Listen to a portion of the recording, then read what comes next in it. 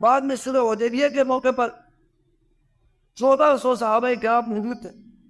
اس موقع پر اللہ سبحانہ و تعالیٰ نے ان بیعت الرضوان جو درخت کے نیچے جو حضرات صحابہ نے نبی علیہ السلام کی ساتھ بیعت کی کہ ہم آپ کے ساتھ جب تک حضرت عثمان رضی اللہ تعالیٰ عنہ کی شہادت، وہاں ایک افواہ پھیلائی تھی کہ انہوں نے یہ کہا تھا نبی علیہ السلام نے پہلے حضرت عثمان کو سفیر بنا کر بھیجا تھا مکہ والوں کی طرف، قریش والوں کی طرف.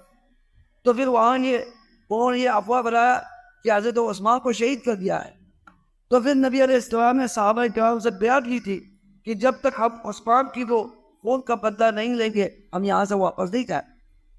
اس پر سب نے بیعت کی.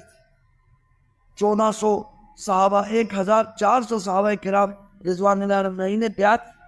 اور وہ تو اس میں حضرت ابوبکر بھی تھے، عمر بھی تھے، عثمان